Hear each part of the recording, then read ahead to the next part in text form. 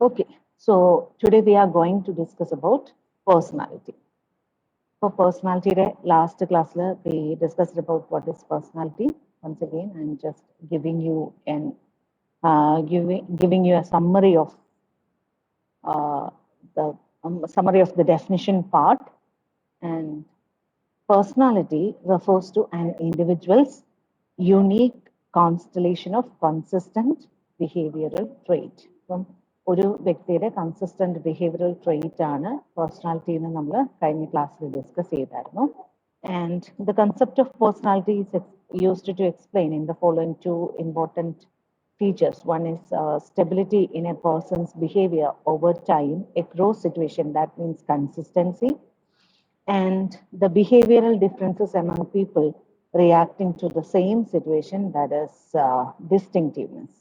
ഇപ്പോൾ കൺസിസ്റ്റൻസി ഉണ്ടാവും, ഡിസ്റ്റിങ്റ്റീവ്നെസ് ഉണ്ടാവും. ഈ ഒരു ബേസിലാണ് നമ്മൾ പേഴ്സണാലിറ്റിയെ നമ്മൾ സാധാരണഗതിയിൽ നമ്മൾ ഡിസ്കസ് ചെയ്യുന്നത്. Okay, so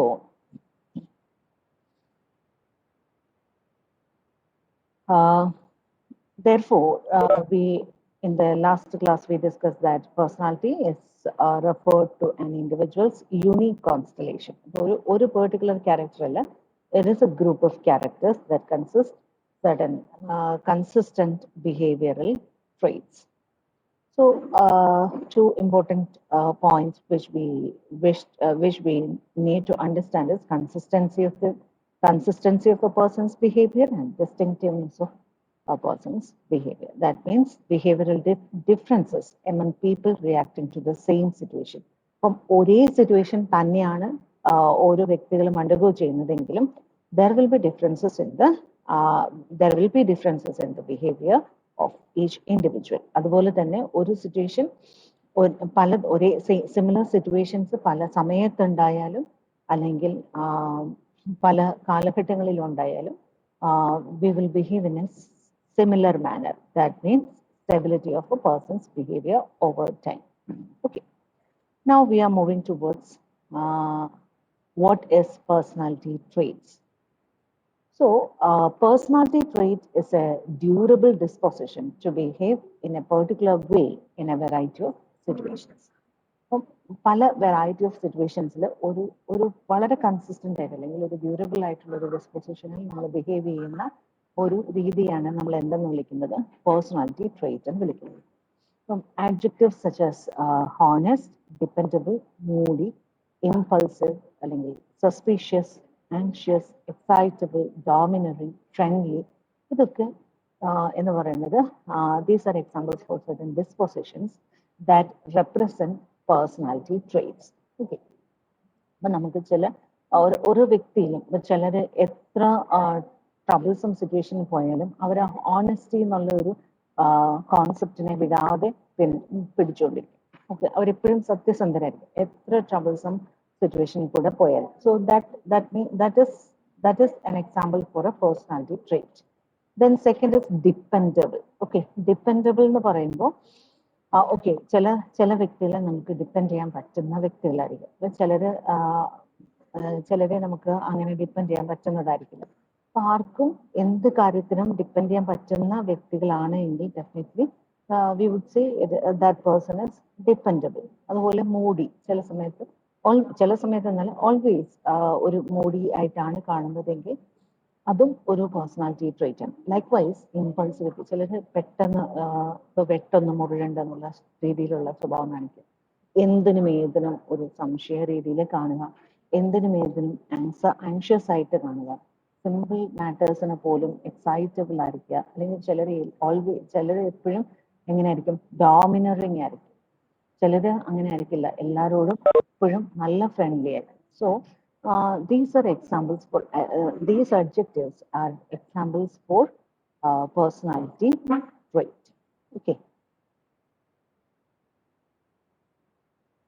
Okay, so personality type is a style of personality defined by a group of related traits. So we have already discussed about personality trait. So പലതരത്തിലുള്ള endurable ആയിട്ടുള്ള ട്രെയ്റ്റ്സിനെയാണ് അല്ലെങ്കിൽ ഡിസ്പോസിഷൻസിനെയാണ് നമ്മൾ ട്രെയ്റ്റ്സ് എന്ന് വിളിക്കുന്നത്. Okay, say for example honest നമ്മൾ മുമ്പ് പറഞ്ഞായിരുന്നു. Okay, അപ്പം അങ്ങനെയുള്ള പേഴ്സണാലിറ്റി ട്രേറ്റ്സിന്റെ റിലേറ്റഡ് ആയിട്ടുള്ള പേഴ്സണാലിറ്റി ട്രേറ്റ്സിന്റെ ഗ്രൂപ്പിനെയാണ് നമ്മൾ എന്തെന്ന് വിളിക്കുന്നത് പേഴ്സണാലിറ്റി ടൈപ്പ് എന്ന് വിളിക്കുന്നത്. So personality type is a style of personality defined by group of related traits.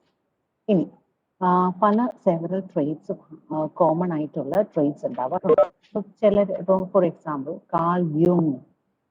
Carl Jung proposed two types of personality, that is introvert or extrovert. അപ്പം അവര് എങ്ങനെ സമൂഹത്തിൽ എങ്ങനെ ഇടപെടുന്നു എന്നുള്ളതിനെ ബേസ് ചെയ്തിട്ട് ഇൻട്രോവേർട്ട് എക്സ്ട്രോവേർട്ട് എന്നൊരു ക്ലാസിഫിക്കേഷൻ കാൾ യുങ് നടത്തിയിട്ടുണ്ട്.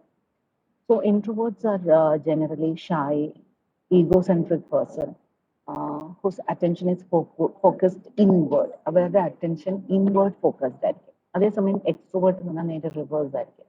They are bold, outgoing persons whose attention is directed towards outward. അപ്പം എപ്പോഴും outward ആയിട്ട് attention directed ആയിട്ടുള്ള ആൾക്കാരെയാണ് നമ്മൾ വിളിക്കുന്നത് എക്സ്ട്രോവേർട്ട് എന്ന് വിളിക്കുന്നത്. സോ അപ്പൊ ഇങ്ങനെ പലതരത്തിലുള്ള ക്ലാസിഫിക്കേഷൻസിൽ നമ്മൾ പല ടൈപ്സ് ഓഫ് പേഴ്സണാലിറ്റിയെ കുറിച്ച് പറയുന്നുണ്ട്.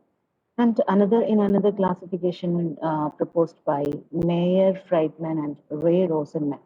ഇവര് പ്രപ്പോസ് ചെയ്ത ഒരു പേഴ്സണാലിറ്റി ടൈപ്പാണ് type A personality and type B personality. അപ്പൊ ടൈപ്പ് എ പേഴ്സണാലിറ്റി എന്ന് പറഞ്ഞാൽ they are hard driving, ambitious, highly competitive, achievement oriented and striving. അങ്ങനെയുള്ള നേച്ചർ ആയിരിക്കും ഈ ടൈപ്പ് എ ഗ്രൂപ്പിനുള്ളത്.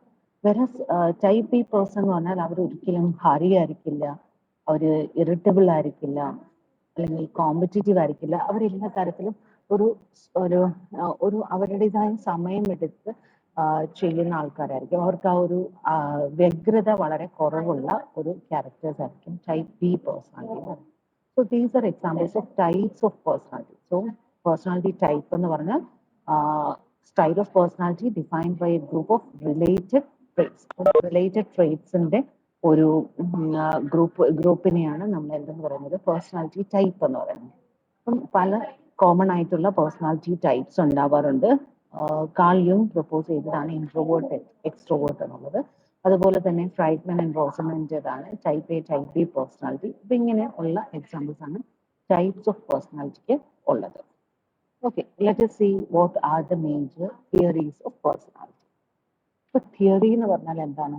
ഒരു സിസ്റ്റം ഓഫ് കോൺസെപ്റ്റ് അല്ലെങ്കിൽ assumption, ideas and principles proposed to explain personality. ഇപ്പൊ പേഴ്സണാലിറ്റിയെ explain ചെയ്യാൻ വേണ്ടിയിട്ട് നമ്മൾ യൂസ് ചെയ്യുന്ന ഒരു സിസ്റ്റം ഓഫ് കോൺസെപ്റ്റ് അല്ലെങ്കിൽ അസംഷൻസ്, ഐഡിയാസ്, പ്രിൻസിപ്പിൾസ്, ഇതിനെയാണ് നമ്മൾ പേഴ്സണാലിറ്റി തിയറി എന്ന് പറയുന്നത്. ആൻഡ് there are major എത്രയാണ് ഒരു 5 മേജർ തിയറിറ്റിക്കൽ പേഴ്സ്പെക്റ്റീവ്സ് ആണ് പേഴ്സണാലിറ്റിയുടെ നമുക്ക് അണ്ടർസ്റ്റാൻഡ് ചെയ്യാനുള്ളത്.